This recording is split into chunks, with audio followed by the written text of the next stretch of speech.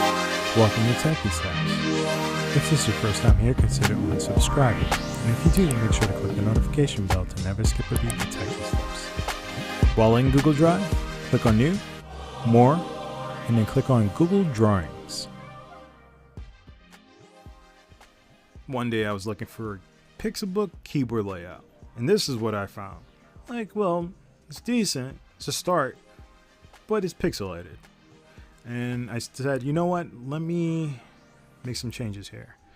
So this is why I created this video, to show you, well, you can take an image and actually make it better. For whatever reason, Google didn't provide a actual keyboard layout of the Pixelbook that they released about a year and a half ago. Not a big deal, but if you wanted to use it in a higher res quality, you wouldn't be able to find it. So I'm sure they're not going to complain about me using this image and actually making some improvements upon it. So what can I say about drawings? So yeah, we're watching this at a fast rate, but drawings is like drawing within Microsoft Word. If you're familiar with doing that, then this is exactly, in that ballpark.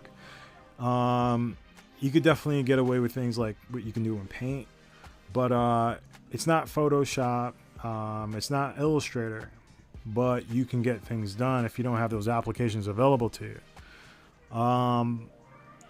You can use squares, triangles, circles, kind of standard stuff. The emoji, if there ever is a case why you would need to use that, the happy smiling face.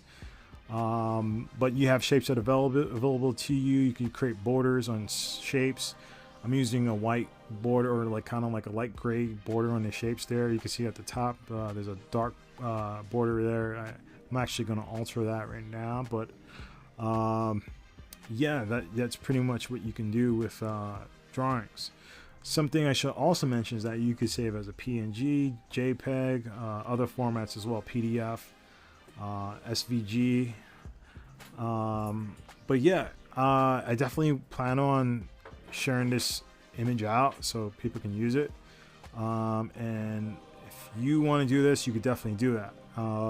It is available to you if you have a Gmail account. And Gmail accounts are free, so take advantage of it.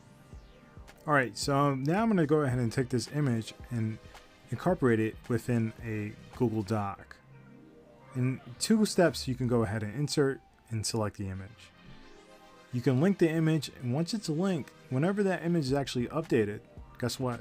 The document image is updated as well.